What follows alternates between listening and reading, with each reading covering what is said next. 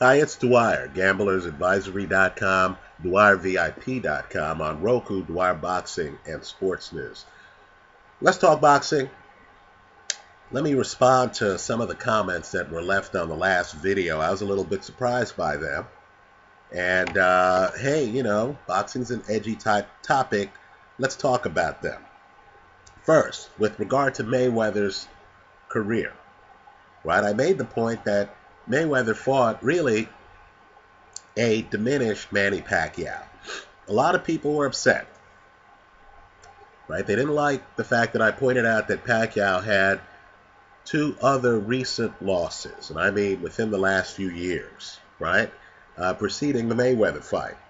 He got knocked out by Juan Manuel Marquez, right? Starched. He lost to Timothy Bradley. We can debate the scoring in the Bradley fight, but let's agree that Bradley goes the distance with Manny Pacquiao and wins more later rounds than Manny Pacquiao does in the fight. Now, people feel that I'm diminishing Pacquiao's legacy. I don't mean to. Pacquiao's clearly a first ballot Hall of Famer, right? The point I'm making is that by the time Pacquiao fights Floyd Mayweather, he's no longer the Manny Pacquiao who beat David Diaz at 135 pounds. Put another way, the Pacquiao who faces Floyd Mayweather loses to the Manny Pacquiao who beat Oscar De La Hoya. Right? And so if we're looking at Mayweather's resume, understand a lot of Mayweather's legacy is actually yet to be determined. It's going to be determined by how well the winner of Miguel Cotto versus Canelo does going forward. Because, of course, Mayweather beat both men. As I've said in other videos, one of the big legacy lifters for Lennox Lewis was the fact that Vitaly Klitschko, who Lewis traded with and beat, right, cut Vitaly Klitschko. Well, Vitaly Klitschko went on to be heavyweight champion for several years. He went on to have a pretty good career. And as you watched Vitaly Klitschko go forward in his career, it was hard to imagine any man trading with Vitaly Klitschko and cutting him. Right? You didn't think Vitaly Klitschko getting cut from another boxer was even possible. Watching him in fights against Shannon Briggs, Chris Arreola, that's when you went back and thought, wow, Lennox Lewis on the way out was able to make adjustments in the fight, land overhand rights and cut Vitaly Klitschko. Right? A lot of legacy is what the guys you've beaten go on to do. Now, if we look at the Mayweather record, understand some fights that looked big at the time may not be remembered as such by history. Right? I'm telling you, 10 years from now, especially if Manny loses his next fight, 10 years from now, we're going to look back on that Manny Pacquiao-Floyd fight, and we're going to have a hard time believing that that fight was as hyped as it was. If Pacquiao goes on to 5 years of dominance, okay, the fight will retain its luster. But if Pacquiao stumbles, people are going to say, wow, before he fought Floyd, he had problems. Right? Keep in mind, Timothy Bradley goes 12 rounds in the rematch against Manny Pacquiao.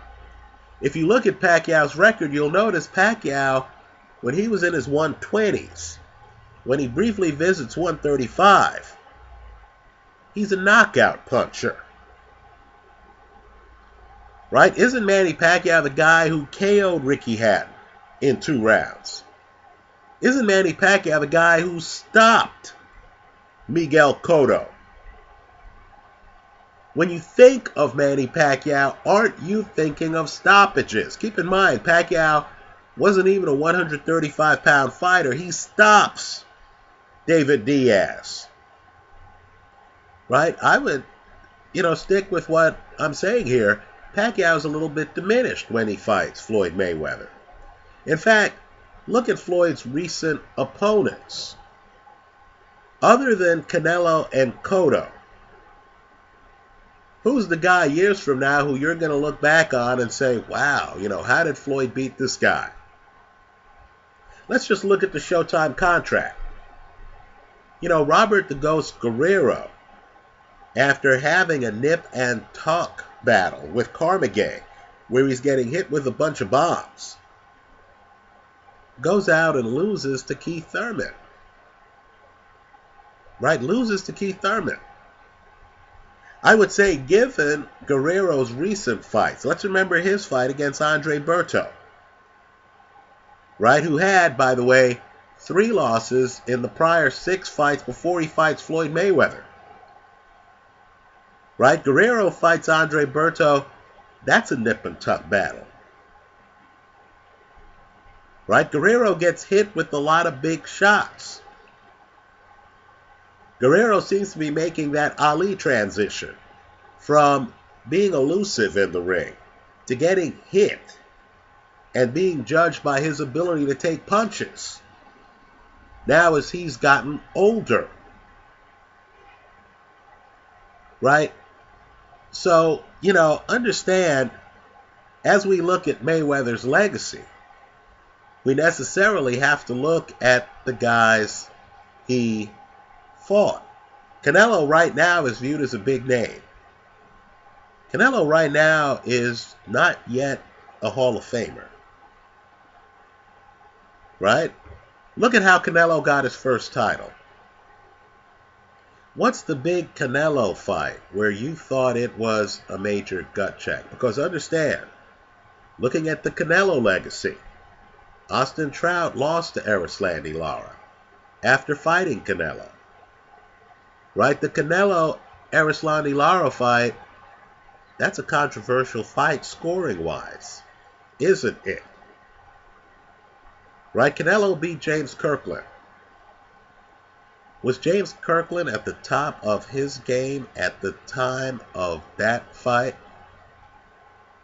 Right? Aren't there many who believe he's losing to Carlos Molina before, by chance, not anything Kirkland does, Molina's cornerman hops in the ring, getting Molina disqualified? Right? So legacy's a funny thing. Now let me shift gears to Rocky Marciano. And this needs to be said, just going to toss it out there to the boxing hardcore. I noticed many of you were upset that I pointed out that Marciano, who had 43 KOs in 49 fights, right, retires 49-0. I've made the point that Marciano, during really one of history's more misunderstood heavyweight reigns, beat some Hall of Fame boxers. Right? He beats Ezzard Charles, a former heavyweight champion. Right? Widely regarded as one of the best light heavyweights in history. Understand what happened to Charles.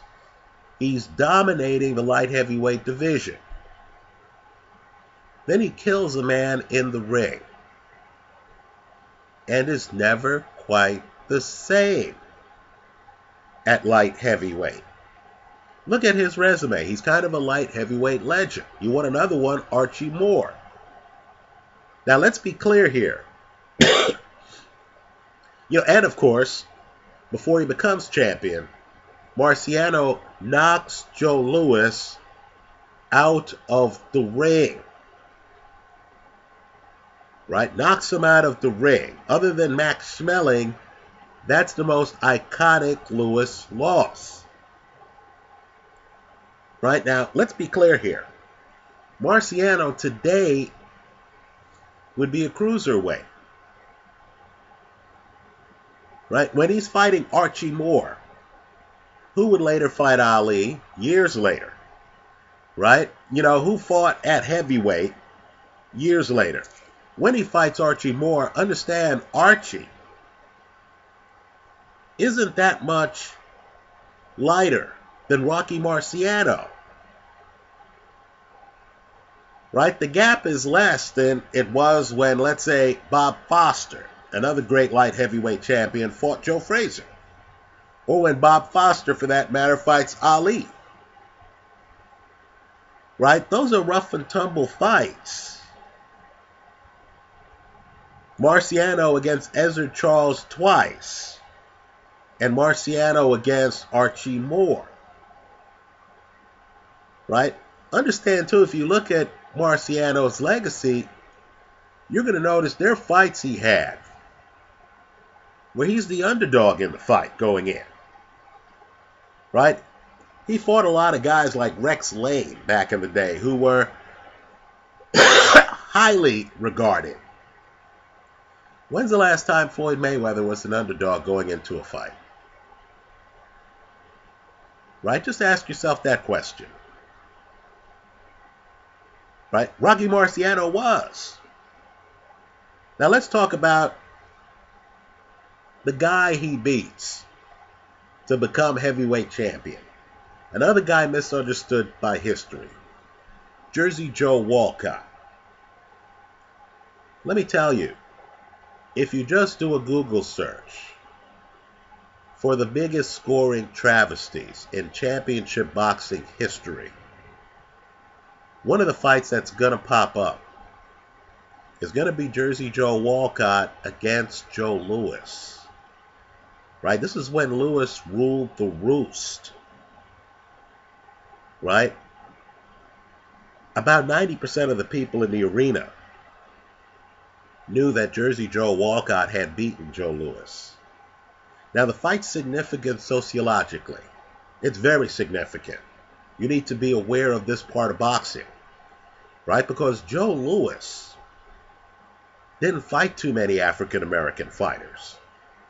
Understand, you have a group of African American fighters who were denied an opportunity during the Louis reign.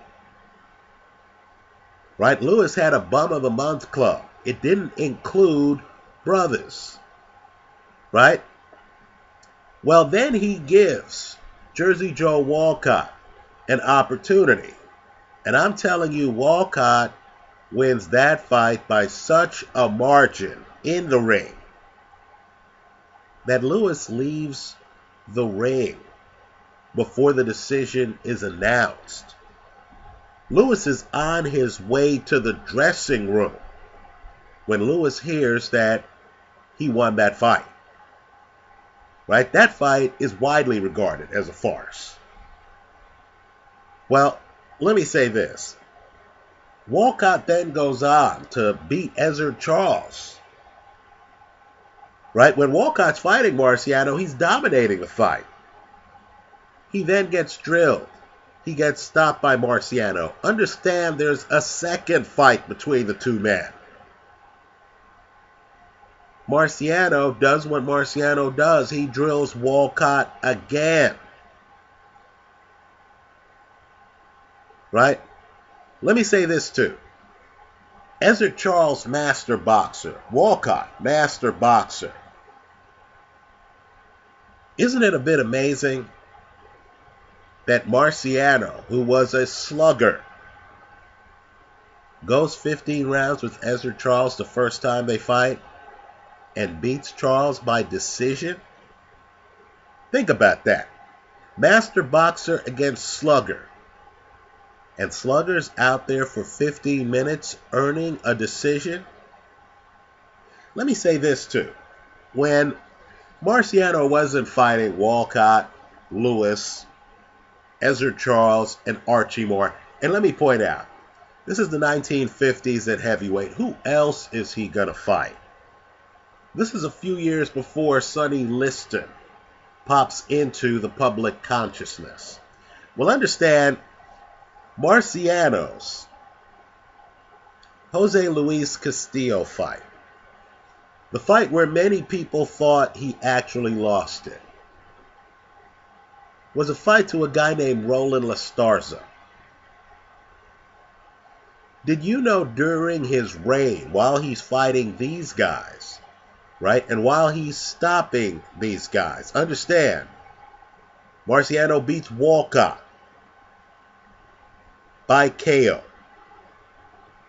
right? Ezra Charles in the rematch by KO. That's another fight. Marciano comes this close to losing. His nose is split open.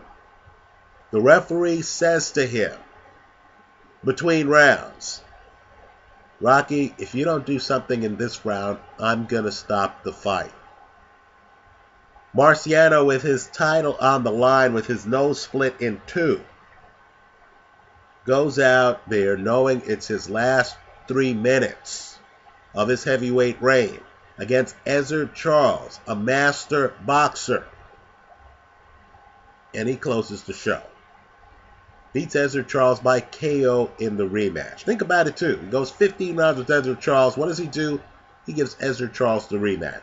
One of the best parts of the Floyd Mayweather legacy, and I mean the absolute best part, is when Mayweather goes out there and has a fight that some people feel is closer than it should have been. Right? Jose Luis Castillo, Marcus Maidana. Mayweather then turned around and gave these guys rematches.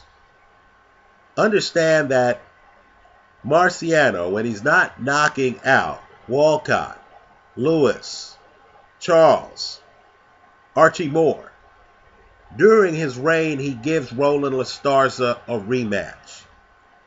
Folks, the fight is so spirited that it gets Ring Magazine's Fight of the Year award. Marciano, of course, in the rematch against a guy many people thought beat Marciano the first time they fought. Marciano gets the KO. Now, many of you feel that Marciano is a hype machine who beat fighters past their expiration dates. But yet, here online, whenever I mention Triple G, and Triple G's doing historical things. Look at the number of title defenses, folks. Look at the number of title defenses, right? Many of you will say that Triple G is the best thing since sliced bread for the sport of boxing, certainly since the combustible engine.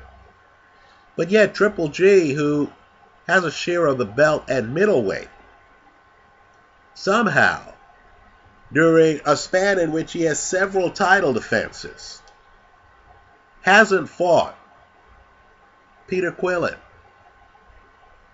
Danny Jacobs, Miguel Cotto, Erislandy Lara, Saul Alvarez, Demetrius Andre, either Charlo brother, Sergio Martinez while he was still fighting. And keep in mind, Martinez's career overlaps with Gennady Golovkin's career.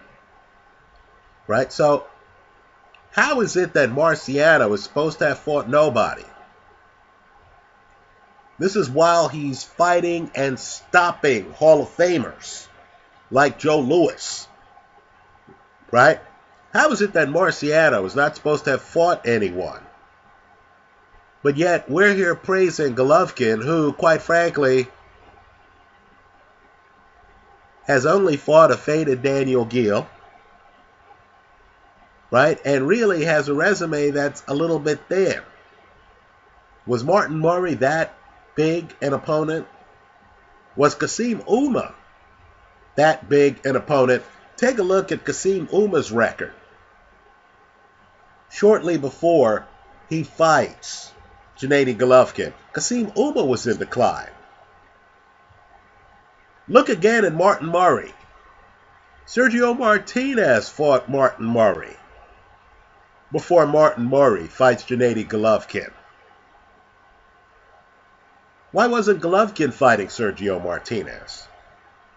Why did it take Miguel Cotto from another division to come up to middleweight to fight Sergio Martinez? So to the boxing hardcore, if you're going to criticize Marciano for KOing Hall of Famers, what exactly am I supposed to think when Golovkin's biggest fights to date or fights against, let's say, Matthew Macklin, right? I mean, Daniel Geale. Let me finally close by saying this. If we look hard at the Mayweather legacy, you're being sold the fact that Mayweather has matched Rocky Marciano's 49-0.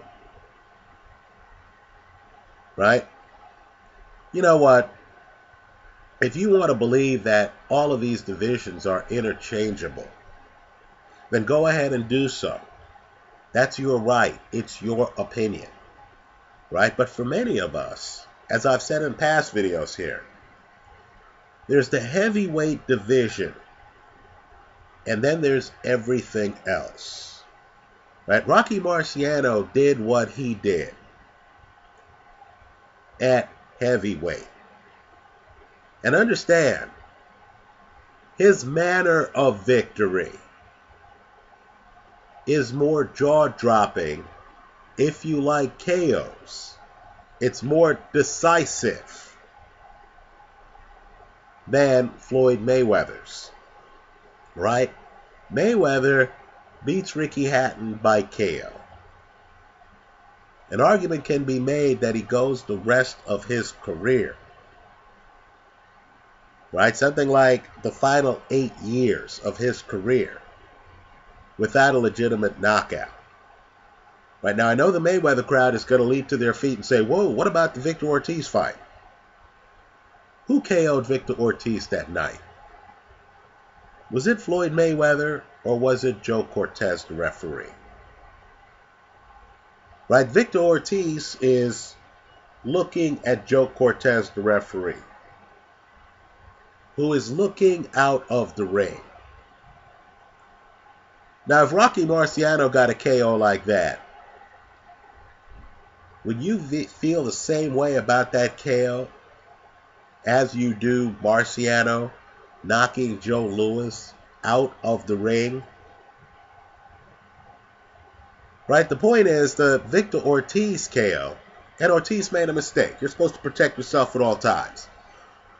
But that KO is really a referee-induced KO. Now, you're going to tell me in a sport where guys like Ray Leonard, supposed pretty boys, had higher KO percentages than Floyd Mayweather. Let's remember, Ray Leonard actually fights at heavier than middleweight at the end of his career. And let's remember, he stops Donnie Lalonde. You're telling me that the last 8 years of Floyd Mayweather's career, the absence of KOs due to hand problems that are much more severe, in my opinion, than most people realize. You're telling me that that doesn't hurt Mayweather somewhat when compared to the Rocky Marcianos of the world, who retired with the 49-0, but did so at heavyweight, and did so with a lot more KOs?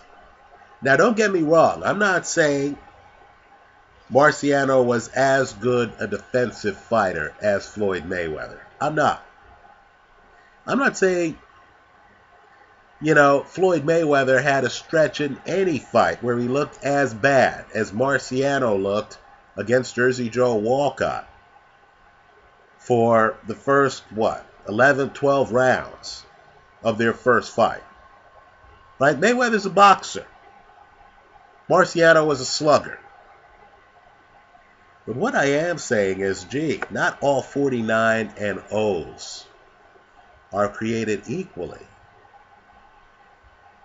Right? If Canelo goes on to a decade of dominance,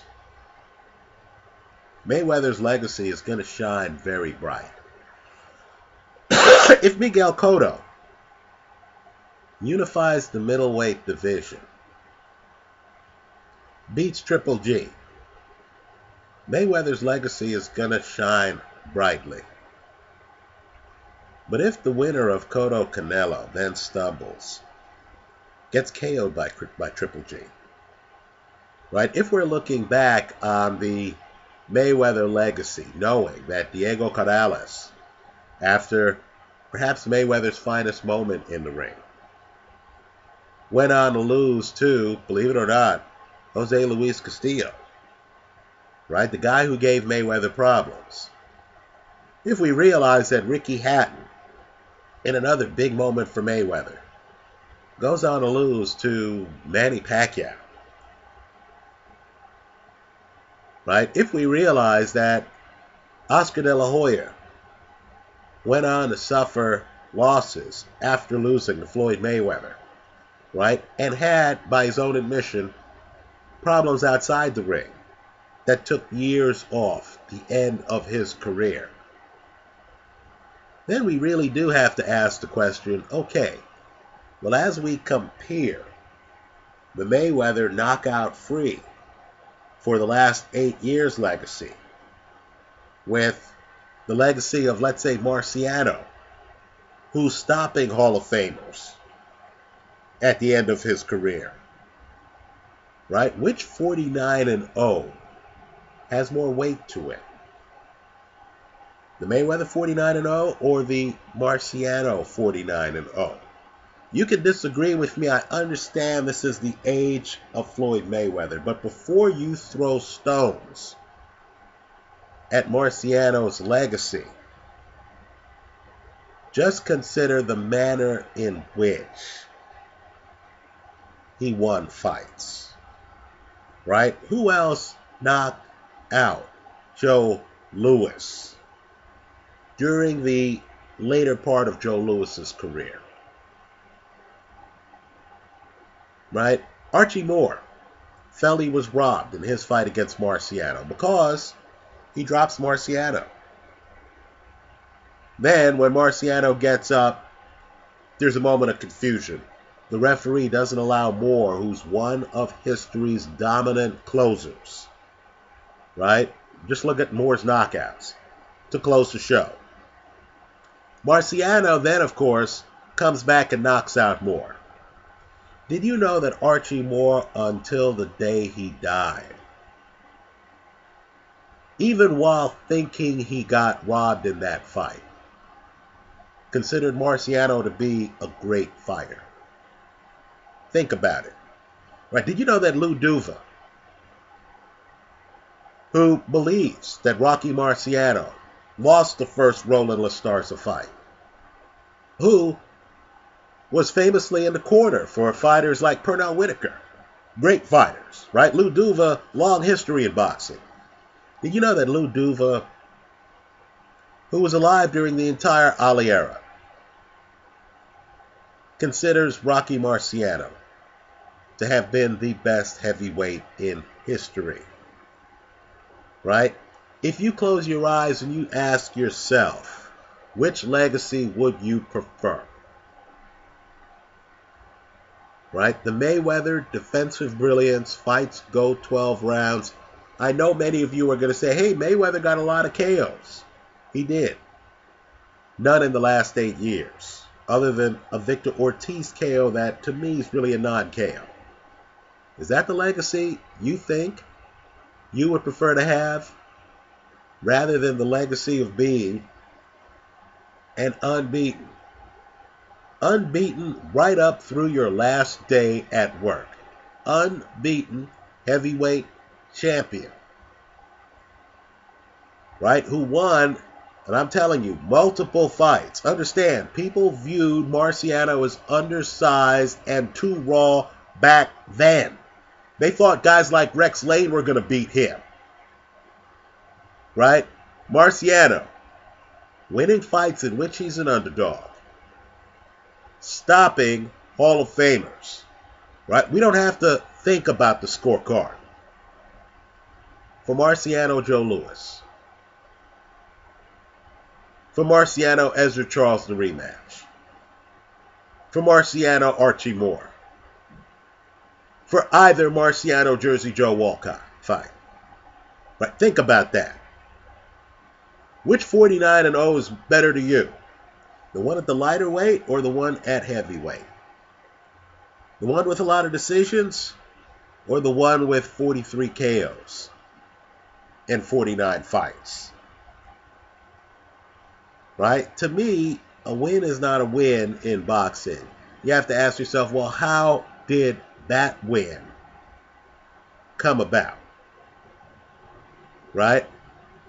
I'm sorry. I'm prejudiced. I'm biased toward the heavyweight division.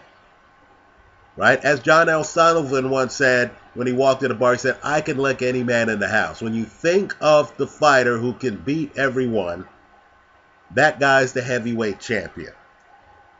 Right? Even casual fight fans can seamlessly think back to 1910 and know Jack Johnson was the heavyweight champion. Right? The 20s, you automatically know, oh, Jack Dempsey was the heavyweight champion. Who was the middleweight champion during the 1920s? Who was the welterweight champion during the 1920s? It takes a while to come up with those names, doesn't it? Anyway, that's how I see it. Let me hear from you. Right? I know history looks at the Marciano reign and says, oh, these guys were past their expiration dates. Right? Wasn't the Joe Louis? But I'll agree, Joe Louis was faded. But think about it chronologically. Wasn't the Joe Louis who got knocked out the ring by Rocky Marciano, wasn't he younger than Vladimir Klitschko is today? Anyway, let me hear from you. Leave your comments for me here online. Let me say this too. If you're going to make the argument that these guys Marciano fought were faded, past their expiration date, then please look up the number of fights Archie Moore won in a row before he fights Marciano. Right? If Archie Moore won like 9 fights in a row before he fights Marciano, if he then goes on to win several fights in a row after Marciano, if he's still around for the Ali era, and by the way, that's one of Ali's finest moments, but if Archie Moore is still around for the Ali era, how could he have been finished when he fought Marciano? Let me hear from you. Thanks for stopping by.